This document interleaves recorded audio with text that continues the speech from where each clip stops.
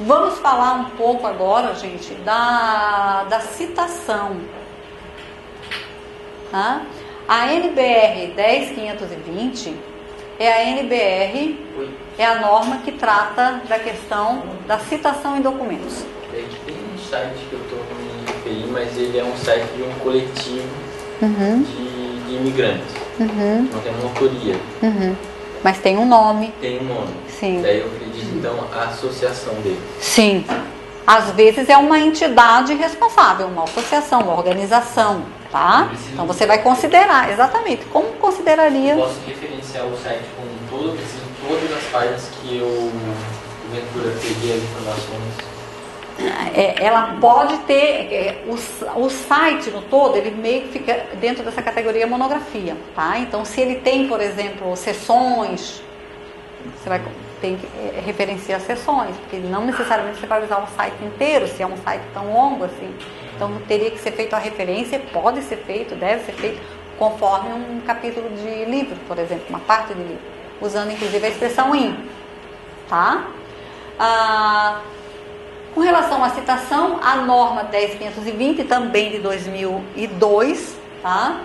Há algumas orientações de por que nós devemos citar, né? Isso faz parte, né, do trabalho acadêmico, científico, dar credibilidade ao trabalho científico, fornecer informações a respeito de trabalhos que foram utilizados para dar suporte ao nosso trabalho, né? Por questões éticas, temos que fazer menção, citar os trabalhos que deram suporte ao nosso, né? E reforçando que a questão de plágio, né, é crime e, portanto, ele deve ser respeitado. E temos ainda a questão do autoplágio, né? O autoplágio é quando nós utilizamos trabalho nosso já publicado, mas que nós consideramos desnecessário fazer uma citação, né? Porque consideramos que aquele trabalho foi feito por nós. Não, foi feito por mim, eu não preciso.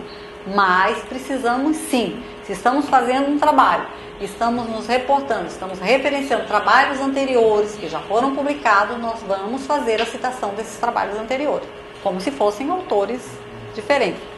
Aí, no caso, se ainda não está publicado.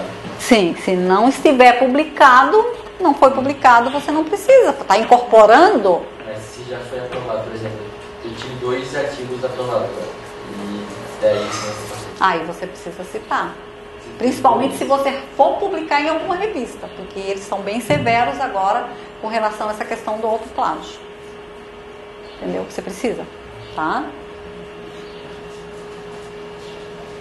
A ABNT fala em 2 tipos, ela traz exemplos, né, para 2 formas de citação, a citação direta e a citação indireta. Quando é que nós fazemos uma citação direta? Quando nós copiamos a palavra, o parágrafo, né, o texto do autor original.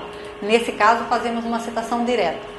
E como é que nós marcamos, como é que nós fazemos o destaque de que estamos fazendo uma citação direta? Se a citação direta tiver até 3 linhas, nós colocamos essa citação entre aspas, né? Então, essa é a indicação de que copiamos aquele trecho, copiamos aquela frase de um autor e fazemos a referência no final do trabalho.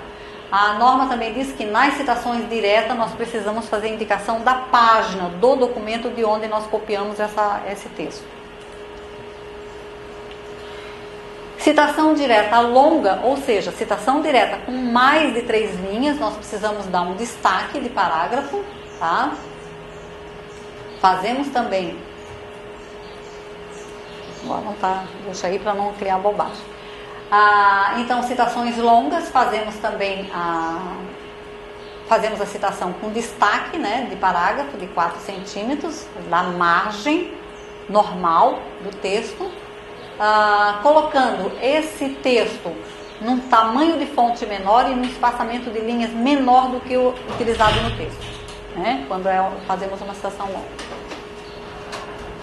Aquilo do itálico você não conseguiu ver, né? Não, a questão do itálico, que foi já sempre recorrente e colocada, a ABNT não traz mais as palavras, principalmente os termos, expressões latinas que são utilizadas nas citações.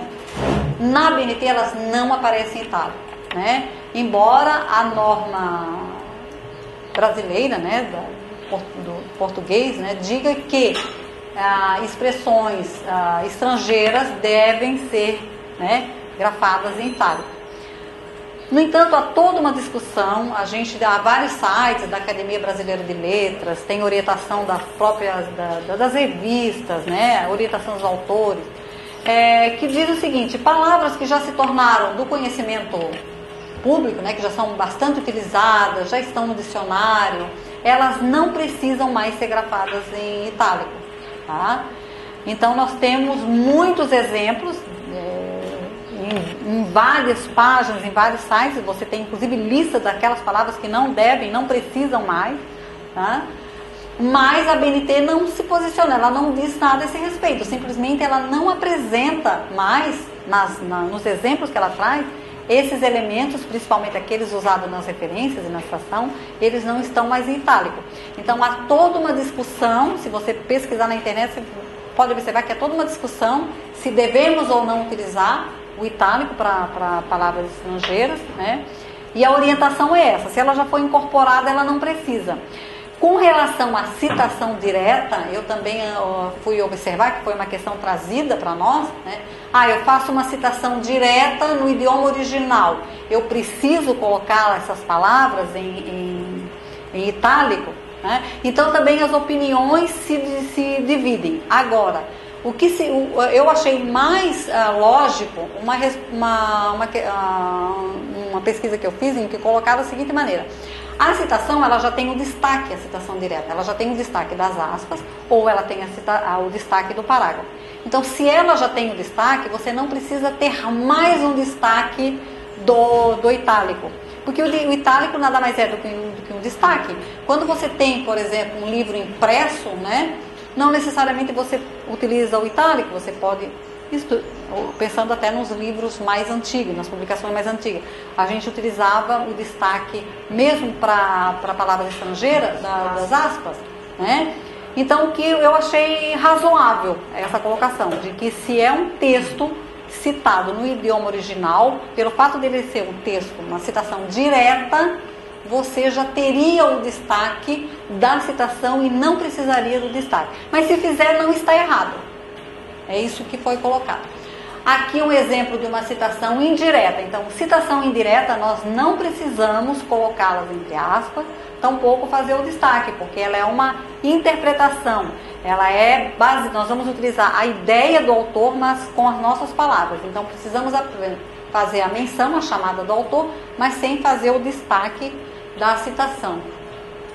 Algumas dicas para se fazer uma citação direta, tá? Citação de citação é quando nós fazemos uma citação de um trabalho, né, que foi consultado, foi utilizado de um terceiro trabalho, ou seja, nós não tivemos acesso ao trabalho original, nós vamos fazer a indicação do APUD, que significa citado por. Tá? E faremos então, ao final da referência, ao final na lista de referência, a referência apenas do trabalho consultado. Citação de texto traduzido. Então, como eu já tinha mencionado, a norma não entra muito nessa questão de como fazer uma citação de texto original. Ela só diz que, se necessário, nós podemos traduzir. Tá? E quando fizermos a tradução, nós precisamos fazer indicação de que essa tradução foi feita por nós. Então, colocando na sequência da chamada do autor, data de publicação e número de página, a indicação de que foi uma tradução nossa. Tá? Isso quando for tradução. Se for no original, faremos uma citação direta, né, com as aspas ou com destaque de texto. Alguns autores orientam e recomendam que se faça a tradução na nota de rodapé, mas é uma recomendação de alguns autores, a norma nada fala a esse respeito, é apenas uma recomendação de alguns autores. Acho que para finalizar, a gente falaria um pouquinho de informação verbal. O que é informação verbal? Informação verbal são as informações que nós obtivemos por meio de palestras, de uma conferência, de uma aula, mas que isso não foi publicado de forma alguma. Isso apenas foi passado para nós de forma oral. Nesse caso, nós vamos fazer no texto a informação, colocar a informação de que isso é uma informação verbal, porém não precisamos fazer a referência desse trabalho ou dessa pessoa, dessa palestra, não é? Colocamos apenas em nota de rodapé as informações que nós tivermos disponíveis sobre a pessoa que fez esse comentário, que deu essa palestra, que falou sobre esse assunto. Se for uma coisa pessoal, por exemplo, tem um orientador, ele faz a tradução e aí eu pergunto para ele, mas como é que é a sua posição com respeito a isso? Justamente, minha posição é essa, aí eu posso dizer o quê? Sim, é a informação verbal, você não tem isso publicado, informação verbal e no rodapé as informações a respeito da pessoa que falou. Com relação aos colchetes, só para reforçar o que a gente já falou, são as informações que são trazidas de fora ou que são omitidas, né? Se fizermos algum recorte dentro de uma citação direta, nós precisamos fazer essa indicação abrindo colchetes, colocando os 3 pontinhos e fechando colchetes, indicando que dali foi retirado parte do texto. Só para completar, gente, nós temos 2 sistemas de chamada segundo a BNT. Até aqui nós falamos do sistema de chamada autor-data, que realmente é o mais utilizado. Mas não significa que seja o único. Nós temos também o sistema de chamada numérico. Tá? O sistema de chamada numérico, nós vamos fazer a menção no texto, né? Chamar um número, né, para nota de rodapé, né? Então no texto nós fazemos apenas a indicação do número e colocamos a informação sobre o autor, sobre o autor da obra, sobre a obra no rodapé. E ainda assim nós temos depois que fazer a referência no final do trabalho. Então aqui nós temos um exemplo de uma citação numérica, né?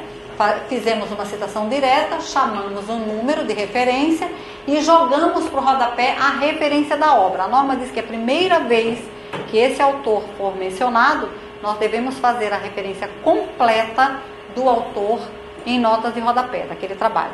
E nas citações subsequentes, nós podemos então utilizar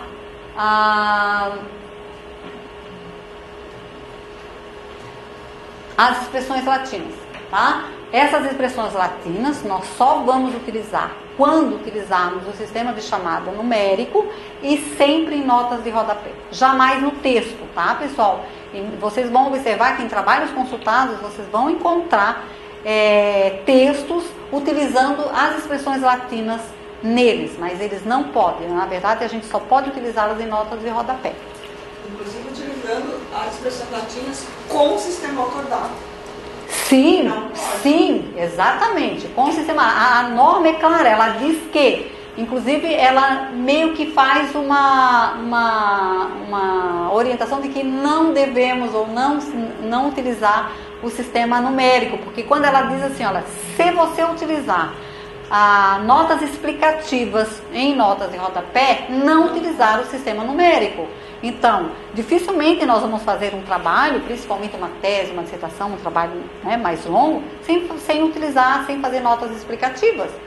Né? Notas explicativas nós vamos colocá-las em rodapé. Se já estamos utilizando, então, o sistema numérico para notas explicativas, não podemos misturar com o sistema de chamada para citação numérica. Então, meio que ela já exclui o sistema de chamada numérica. Mas a gente observa que vários trabalhos utilizam indistintamente, misturam os 2 sistemas, o numérico com o autor-data, o que não deve ser feito. Gente, dúvidas? Alguma pergunta? O nosso contato está aqui na página, nós temos os e-mails, telefone. Além dos e-mails e telefone, vocês podem ir até a biblioteca, levar suas dúvidas, ir lá, a gente junto, né? Chegamos então à resposta daquela questão. Obrigada, tá? E coloco à disposição. Obrigado. Gente,